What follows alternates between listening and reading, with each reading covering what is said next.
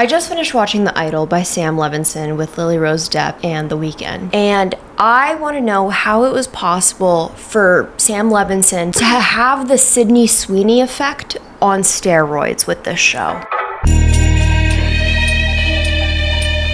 I actually went into the show reading no reviews, but knowing that I got a very low score on Rotten Tomatoes. However, I wanted to watch it on my own so that I could actually form my own opinion, you know, because I'm not a fucking bandwagoner. I'm a free spirit. I'm a free thinker. I'm not like you sheeple. I'm gonna create my own thoughts. I decided to watch the first episode, and I'm telling you right now, before this video is even over, that this will be the last episode that I watch. I don't plan on watching any more episodes because I feel unsettled, unwell, and I feel the need to smoke a cigarette even though I've never smoked a cigarette before in my entire life. I just want to give a big thank you to today's sponsor, Love & Pies. Love & Pies is a free-to-play merge to mobile game, meaning it can be played on your phone or your tablet. Follow the story of Amelia Green, a single mom who moves to the countryside to start fresh after a rough divorce.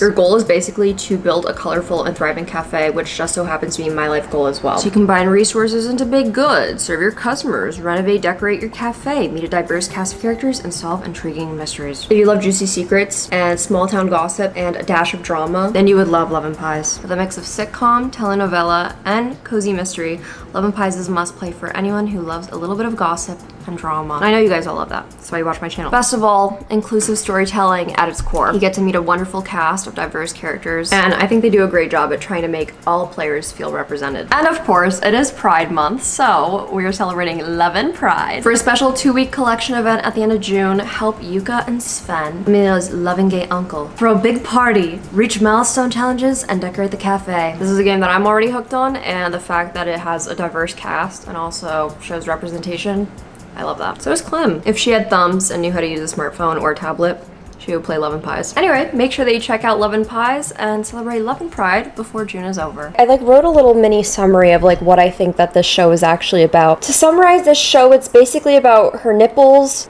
her liking the guy that she just met, and her hating her own song. That's really it. And I wish that it was a little bit more exciting than that, but it just simply isn't. Anyway, let's just get into it. Why this show kind of didn't have potential to begin with. I usually script my videos and I usually write them out so I have some sort of outline and at least cohesive thoughts, and I'm really raw dogging this because I just have bullet points because I needed to make this video as soon as I watched it so that I could get the most accurate type of emotion right afterwards, if that makes sense. I also thought about doing a reaction video to it, but I don't think I do good reactions, and the whole time I would have been why are they talking about cum again? This movie single-handedly is going to be the reason why in 2040, 2050, everyone is going to have lung cancer. And not because of Jules, but literally because of the amount of times that Lily Rose Depp has smoked cigarettes. I actually retract my statement because I don't think enough people are going to be watching this show to even know how many cigarettes she's smoking. I should have counted how many cigarettes she was smoking because she is pulling out a cigarette in every opportunity that she can. It's not even in an artsy-fartsy. I don't know what Sam was going, and this is a Sam Levinson hate video. This is coming from someone who loves Euphoria. I believe that season 1 was really, really good, and I have a very deep appreciation for it. It holds a special place in my heart, and I really love the characters in it, and I really care for them and want to know what happens to them, despite Sam Levinson being the writer for the show. However, I can acknowledge Sam Levinson's wrongs, okay? I am not a Sam Levinson writer. I'm not on my knees for Sam Levinson by any means. I cannot defend this man any longer, at least not with this. And to be honest, I was worried that people were being hard on him because I do really love Euphoria. I really, really do. And I think that's just because I have sentimental attachments to things that I liked when I was in a bad place in my life. It's called romanticizing your past. Okay, look it up. I trust Sam Levinson to a certain extent because it seems like he has a good creative vision for things, an artistic vision, even though he takes it sometimes way too far and makes his actresses get naked when they don't need to be. But I can still acknowledge and see the creative side of things, and I can appreciate that about his work. However, I just don't fucking see it in this show at all. Whatever his meaning is behind Lily Rose Depp or fucking Jocelyn, which tell me that a pop star's name is supposed to be named Jocelyn. No offense to all the Jocelyns, but like Madonna, Britney, Beyonce, Jocelyn, it's just too many letters in my mouth. What was Jocelyn's point of pulling out a cigarette out of her ass every 2 seconds in the show? God knows. But it's not entertaining. It just simply is repetitive, redundant. I was gonna say she makes it look cool, but see, I can't say that kind of stuff on the internet because, and it's not true. Cigarettes are not cool. There's nothing cool about a cigarette. Anyway, I noticed very quickly, like within the first 4 minutes of this show, that they were doing exactly what they did with Sydney Sweeney, which is making her naked unnecessarily. I feel like nudity can do a lot for a show or a movie or a play, a film. I feel like nudity can sometimes add a lot, right? It's vulnerability, but there needs to be a reason behind it, or else you're just doing it to just do it. And that's kind of what it felt like what Sam Levinson was doing with Sydney Sweeney in Euphoria season 2, making her get topless in scenes that she didn't really need to even be topless in. Like, we could have been without it, and it seemed exploitative to the point where the viewer is uncomfortable, but I don't think that was Sam Levinson's point, because they're like portrayals of her being like hot and sexy and stuff. So Lily Rose Depp being naked immediately in scenes that she just didn't have to be naked in, it's a lot. And you are first watching the show and it's all about her nipples being out. The whole issue is that this character Jocelyn is doing a photo shoot and the intimacy coordinator is telling her that she can't be that nude, but she's like, it's my body, I want to be as nude as I want to be. This would be fine if it were relevant or said something about her for the rest of the episode, but I don't feel like it was necessary. If anything, I feel like that whole entire opening scene could have been cut because it just didn't feel important to the rest of the story, honestly. Additionally, there's this whole thing about her wearing a mental hospital bracelet while she's doing this like sexy photo shoot, and her managers and the art directors being like, it's hot, it's sexy, it's in. The hospital wristband, I mean, are we romanticizing mental illness? Absolutely. And you're fine with that, that's cool? You people are so out of touch. I just don't think that with everything that she has been through, she should be wearing a hospital wristband. Mental illness is sexy. It's cool to be mentally ill, blah, blah, blah, blah, blah. I don't know what they were going for here, because then they never really touched on mental illness ever again, and it just seemed like something that they threw in. It wasn't the mental health representation that anyone asked for or anyone wanted. And so you're still watching the show and you still literally don't know what it's about. That's the cops coming for Sam Levinson. I also wrote down, this is Sam Levinson porn. Yeah, it just seems like something that he had written and wanted for himself. That's what this seemed like. And it really doesn't make it any better that Lily Rose Depp is a very young woman. Another note, I love Rachel Sennett. Rachel Sennett is amazing. I found her through her stand-up comedy, and she's wonderful. However, I don't think that Sam Levinson is capable of writing a character that he has not written before. Rachel Sennett's character is just Lexi from Euphoria. She's not new. She's the main character's best friend and assistant who takes shit from her. It's pretty much just Lexi. Same mannerism, same characteristics, everything. And Rachel Sennett's funny. Mind you, it's the first episode, but Rachel Sennett's really funny, and it doesn't seem like the writing did her comedy any justice. I didn't even know she was in this, but that's just to say how like underwhelming I guess her presence was in this show, because the writing was so shit for her that she could not show how fucking funny she was. Also, I used to joke about how it was my dying wish to be on Euphoria season 2 or season 3, even as like a extra, because I'm so extra. Anyway, it's never gonna happen now after I've literally ripped Sam Levinson a new one. It also started to feel like an SNL skit after a while. So a bunch of like executives come over and like a Vanity Fair interviewer, and then like this person from like Live Nation, which, sorry, no offense to anyone at Live Nation, I don't know anyone's name at Live Nation. It seemed like such a big deal that this man was from Live Nation. Anyway, all these hotshot people are just watching her dance, and they're playing her song because she's like a pop star and this is her like new single, and they're all dancing and she's like so tired, and they're all watching her and they're like, yeah, go Joss. The new plot point for the next 20 minutes was that a photo of Jocelyn came out with, this video is sponsored, so I do want to try and make this brand friendly. She had something on her face. Like, she just took a selfie and like there was just like a little bit of something on her face. She just missed a spot, okay? Honest mistake, it happens. They're like, oh no, Jocelyn, you have a smudge on your face, and then it spreads like wildfire on Twitter. It starts to feel like an SNL skit with the way that they talk about it, and not in a good way, because that's SNL's job to make your show into an SNL skit, not the other way around, if that makes sense. Benjamin, did you get the revised statement from Holly? Revenge porn? Yeah, exactly that. Make sure that every dipshit with a keyboard has it spoon-fed down their fucking throat. But it's true. Well, if we say it is. I'm in a Twilight Zone episode. Then there was this strange comment, Lily Rose Depp's character Jocelyn being like, fuck the intimacy coordinator, don't care about him, like he's a loser. Your nudity writer, it's very strict. It is my body. Yes, yes it is. And no one is arguing that. So I'm not allowed to show my body? I'm this intimacy coordinator. Okay. Which makes me a little bit concerned that that is how Sam Levinson feels about intimacy coordinators on his set. Because clearly this is supposed to be some sort of parody or commentary on the world of fame, which he probably has now experienced to some certain extent now that he has entered that world after Euphoria. I'm really hoping to God that this comment about the intimacy coordinator was not his genuine feelings to how he feels towards them, because they are stopping him from doing everything that he wants to be doing. I'm pro intimacy coordinators, okay? If you don't know, intimacy coordinators are basically there to make the actors feel, and everyone else on set, feel more comfortable in like sex scenes or intimate scenes, and like by doing things to put between you guys, whether that's physical or talking about the choreography of certain moves. And they're very important. They're fairly new in the industry from my understanding, like within the last few years. So it's a little bit concerning when Sam Levinson decides to put a note in there about how like the intimacy coordinator is basically like killing his vibe. Additionally, in my opinion, some bad acting. I'm not an actress by any means. I was for like the first 17, 18 years of my life, but anyway, I feel like for me, the way that I dictate what is good and bad acting, I feel like when I remember that I'm watching a show and I notice the actors acting, it like takes me out of the show when I remember that I'm watching a show. That's how I feel like I know that it's not the best acting. What? Yeah. Easy. Does she know about this? No, she does not know about it. Okay? The fuck? Who did this? We don't know, but we gotta deal with it. Brazen little minx. Fuck. I also feel like some of the comedy within the show, especially with how they shot it and how they edited it, it's similar comedy that's used in younger audiences' TV shows and movies. And so it's strange because this is not a show targeted towards 11-year-olds, but it's something that really only an 11-year-old would really find funny. That sounds really harsh, but since I'm showing the scenes to you guys, I hope that you understand. Hey, hang on, I'm gonna Google myself. Here, watch this. Ready?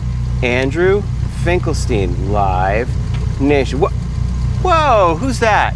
Huh? See that Punim? See this face? See that face? Okay, Wow, they're okay, similar, sir, calm aren't down. they? You're on. I also want to talk about how I don't really like it when shows are based around fictional celebrities, because we can just watch real celebrities every day. Like, there's shows about them and their lives are like already out there. I personally have no interest in watching shows about fake celebrities because it always gives me the same energy as that one celebrity that was supposed to be like Kesha/Britney Spears on iCarly. Of course, I'm going to mention iCarly, obviously. There was that one episode where that celebrity was on iCarly, and that was a skit and a commentary on celebrities, and like that's just what it feels like whenever there are shows or movies about fictional celebrities. I just don't care to watch it, and I don't think anyone does. It's already unattainable to the everyday average person, so why do we need a real celebrity playing a fake celebrity? Does that make sense? I also love to comment there's so much raunchiness, like some of the jokes that are within there. I like raunchy jokes if it's appropriate, if it fits. It just seemed like the whole show was like shock factor. It seemed like Shane Dawson wrote it. What do they call this? The banuki, the bonaki, what do they call it? Bukkake. Bukkake. That's gonna make her more famous than before. You know, Shane Dawson always talks about how he's like, oh yeah, I just do everything for shock value. I just like getting people's reactions. I just like getting the shock on their faces. That's what it felt like Sam Levinson was like inspired by. Instead of like writing actually good lines, he's like, Gosh. What?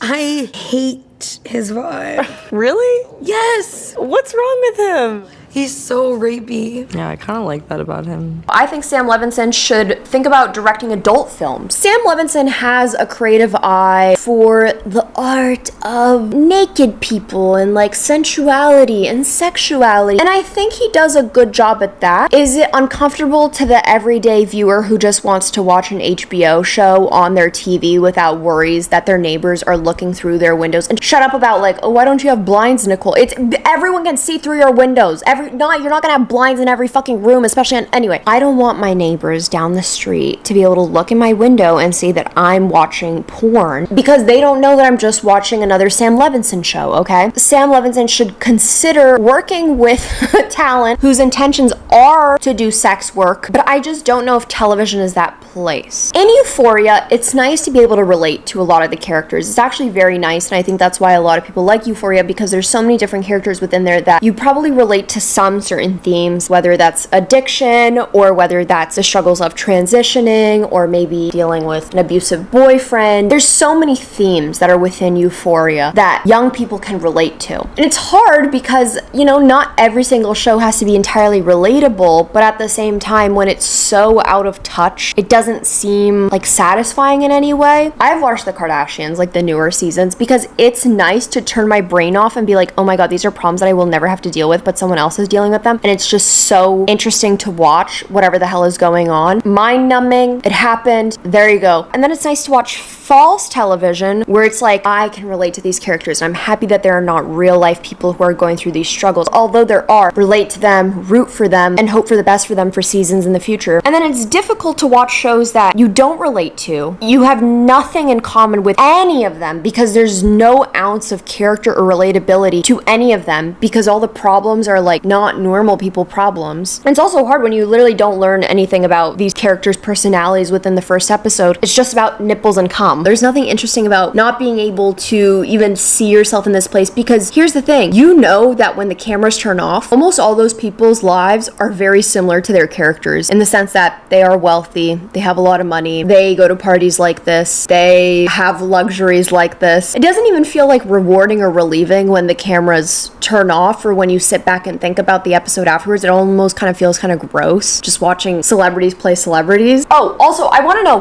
what the hell does this man's head tattoo say? I'll never say this again. I'll say this once and I'll say it on here and then never again. I don't really like The Weeknd. I used to listen to some of his songs back in the day, but The Weeknd, especially in this show, gives me a ginormous big ick. He's really creepy and looks like he would smell like wet towels, like moldy wet towels that have sat there for a while and they've gotten like that mildew smell in them. That is the kind of creepy vibes that he gives off. I'm basing this off of a guy I knew in real life who smelled like moldy, mildewy, wet towels. They have the same energy. If I wanted to watch two celebrities playing two celebrities, I would have watched Bohemian Rhapsody. It's true. If I wanted to watch celebrities playing celebrities, I would have watched a biopic. I don't think they needed to add so much Prince stuff. Yeah, I am a huge Prince fan. I'm a very, very crazy, avid Prince fan. Prince holds a very, very special place in my heart, and I love him so dearly. They included a lot of Prince in this show, which normally I'd be very appreciative of. History. Pop music is just superficial. I think Prince would disagree with you. I love Prince. You're gonna call When Doves Cry fucking superficial? No, I love that song. Huh? Except for the fact that I didn't even know Prince. I know Prince wants nothing to do with this show. Prince barely wants his music out on the internet, and you think that they want him included in this godforsaken show? Absolutely not. The only thing I cared about in this entire episode was Rachel Sennett and that one guy that she ended up dancing with. That was the most interesting part of the entire episode. I actually did really enjoy that, and I want to see more of him. So then there's this scene. This is where the show started to get really uncomfortable and unsettling, which it already was. You know when you watch something and you just have to like sit there for a while afterwards and like not talk? This was like one of those moments where that happened for me. Lily Rose Depp, who is like 10 years younger than The Weeknd, she's showing her shitty ass song to The Weeknd, and then he like takes her robe, which looks very expensive, and he puts it over her head and asks if she trusts him, and she says no, and then he takes the robe's ribbon and then ties it around her neck, and then she's like choking because she clearly has some choking thing because it wouldn't be a Sam Levinson thing if it wasn't portraying his own kinks within the episode. And so she's like choking because he's choking her, and then he takes a knife and he cuts a hole in her expensive ass robe that looks like silk or something, cuts a hole in the mouth, and he goes, there, now you can breathe. Which, like, what the fuck? It was such an unsettling and uncomfortable watch. That was the moment where I was like, I have no intentions of watching any of the episodes further because it wasn't sexy in any way, but you can tell that is exactly what Sam Levinson was going for. There's just no chemistry, but there's a lot of fear on my end. I truly wonder if Lily Rose Depp feels the way about this show, the way that her character feels about this song. It's a consistent theme within this episode that Lily Rose Depp, or Jocelyn, hates this single that she wrote, but they want her to put it out. And she's like, I'm a freak, yeah, you gotta have money in your bank account. And like, she hates this song. Like, she's like, I don't even want to put this out. And she's like seeking for validation from everyone else. I really truly wonder if Lily Rose Depp is walking around with this baggage of the show The Idol on her back, knowing that the show isn't good, but but it is what she has and she has to put it out. That's all I could think of. And this is when I got really angry. They put Darling Nikki at the end of the song and I absolutely despise them for it. Darling Nikki is this beautiful song by Prince, and it's basically about him saying how he had a lovely night with this one woman and that she left in the morning and left a note and her name was Nikki. And so they play it at the end as if Jocelyn is supposed to kind of represent Darling Nikki. I love that song, and Prince would not have wanted, of all songs, Prince would not have wanted this. I cannot tell you how many times I've sat and said that. Like after the insurrection on January 6th, I literally sat there and I was like, Prince would not have wanted this. Oh my fucking god. I finished watching episode 2 last week and I watched episode 3 just now because I needed to know what was going on and I wanted to form an opinion, and I was like, what if I'm wrong, and what if I just watched the first episode, and what if the show happens to get better after this and then I'm out here shitting on it just like everyone else is. Keep in mind, I've not watched to this day any reviews or critiques of this show so far, even though so many have come out on YouTube. Anyway, I wrote notes. All right, let's start with episode 2. So Jocelyn is struggling because she has this whole music video shoot and she's not feeling so well because she can't get the moves right and she's in a lot of pain and she just keeps struggling and she just wants to do it over and over and over again, and the whole team is getting upset with her. That I actually found to be interesting. That I was like, okay, if this was what the show was truly about, Jocelyn's struggles, being an artist and getting exploited, and her struggles while on set, and her meticulousness and her perfection and everything like that, it could actually be interesting. Maybe not my favorite show, but it could be interesting. And once again, I feel like Lily Rose Depp is doing her absolute best with what she is given. However, every single time that we had to rehear the intro of that song, I'm just like, this is a Labyrinth song. I literally went into the credits to see if Labyrinth produced the song.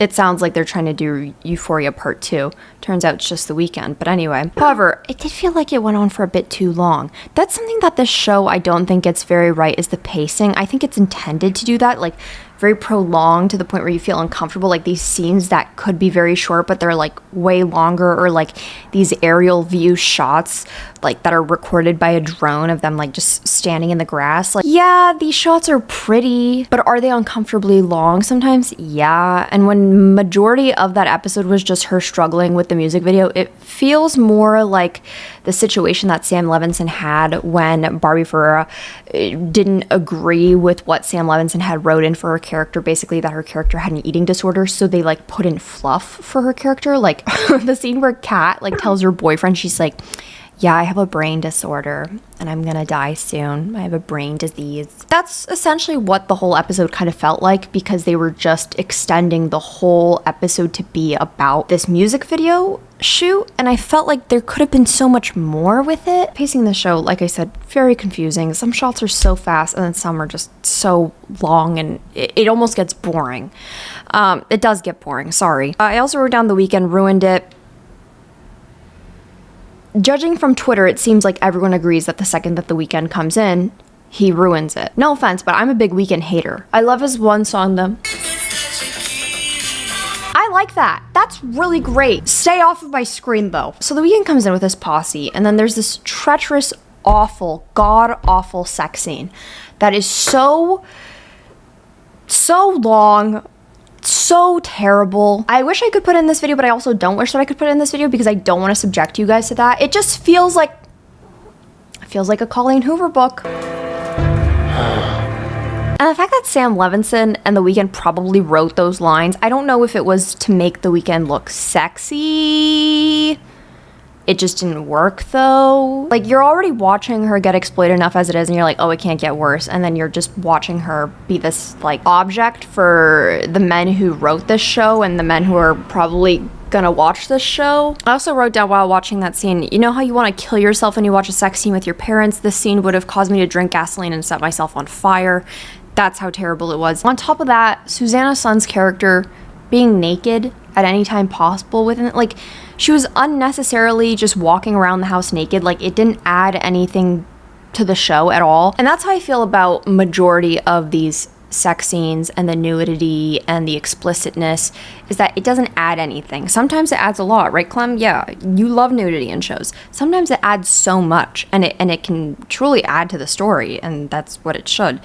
It feels like 90% of the nudity and explicitness within this show is just supposed to turn people on. I don't know. It just makes everyone uncomfortable though. And once again, you can just tell that the show is written by a man for men. Because I don't know any other woman who has watched any of these scenes and like has not wanted to bust out laughing or drink gasoline. And then we get into episode 3, which I think is by far the worst. It does feel like a Weeknd music video because his songs just come on at random times and then you just hear the Weeknd going, oh yeah. That sounds the same.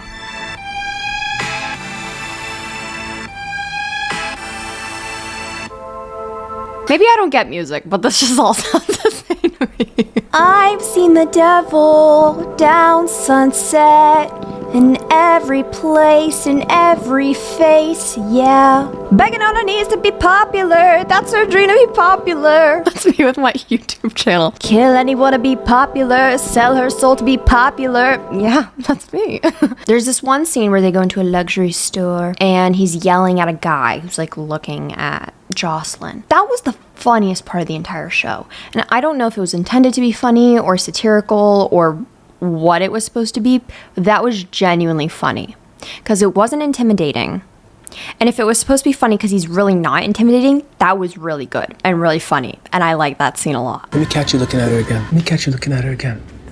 I'm not. Let me catch you looking at her again. I'm sorry, Let I'm me not fucking sure. catch you looking at her again. I'll fucking drag you down Rodeo while your fucking ass just fucking stomp you. I'll fucking curb stomp you. I'm sorry. I'll fucking curb stomp you. Yeah, and then he gets mad at her because she calls him gay. I ain't gay. And then they go into the dressing room and then they're having sex, but like you can tell it was just written by a man again, made into some like male fantasy. And then the episode basically ends with her opening up about her trauma that she had with her mom hitting her with a hairbrush when she was younger and how it motivated her to be better at her job. Tedros was like, go get that hairbrush, girly. I'm gonna beat you again. You still got that hairbrush? We're gonna make some really good music. And then he does exactly that. This just all feels like some like sick, twisted, torture porn, weird male fantasy that was created by Sam and The Weeknd.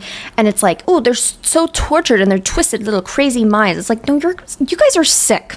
You wrote this for your own pleasure and enjoyment. And it seemed like The Weeknd just wanted to be the star of this show, which I'll get into in a moment. I could see so much potential for this show being about Jocelyn, opening about her struggles with her mom who's dead, who had abused her, and her struggles to move past this all and grow her career. But instead they took it into a weirdly like sexually gratifying thing for this man by beating her. I'm not gonna only make you want me more, but I'm gonna make you into an amazing pop star. And it just seems like this show could have gone in such a good direction, but then it was like steered off really, really negatively because The Weeknd just had to be the main star rather than Jocelyn. And so then I read the Rolling Stone article about this all, which was before the show even came out. This article was written in the eyes of the people who produced it and were on the crew and who got to work behind the scenes, giving their little 411 to Rolling Stone before the show even came out. So it didn't even get like critics' opinions yet. And it already set a bad precedent because everyone on the crew was just basically like, this was a shit show from the start. Essentially, The Weeknd and Sam were aiming for a crazier, darker, and more risque version of Euphoria when in reality, the audience never wanted that. Like, we wanted better writing and to keep the cast intact of Euphoria. That's all that we asked for. We didn't want to lose Barbie. We wanted a third season. We wanted the writing to be consistent. We wanted more Jules time. We didn't want for what it was. And we just wanted a new season. We didn't want something darker and more twisted and more risque because we got a lot of that in Euphoria and we were like, this is a bit too much. Like, we were like, we don't want to see Sydney Sweeney naked all the time. When she asks, can we put my clothes on because this doesn't seem necessary for me to be naked in this scene, we want to respect that, and we also agree. What is more darker and crazier than when we saw Rue at her drug dealer's house and what she was put through there, and we were worried that she was going to get sex trafficked. So the show kept getting delayed when director Amy Seimetz exited the show with 80% of the 6-episode series finished, which, first of all, there are only 6 episodes, meaning that when I am making this video, We are halfway through the season. It's so hard to see how they can wrap this up, especially since there's talks about a season 2 not even happening. How could they potentially even wrap this up when the story hasn't felt like it's gotten even interesting enough? Because what's happening right now isn't interesting, it's traumatizing. And that's not interesting to me. So then Sam Levinson stepped in and reshot and rewrote pretty much everything because The Weeknd said that the show felt like it was heading too much into the female perspective, and it's obvious now whose perspective it actually is in, which is literally this like male fantasy, which I don't know where they got this idea that we wouldn't want it from the female perspective, considering when the people who are watching it the most are women, and we have been asking for something like this. Like, why do you possibly think that we want another show from the male gaze and the male perspective when that is quite literally what we have been talking about wanting less of in the past few years? People that worked on the show's team even felt like it went from being satire, commenting on exploitation within the Hollywood industry and how it's meant to be satire, when instead it became exactly the thing that they were making satire out of. And then someone from the team even said it was like any rape fantasy that any toxic man would have in the show.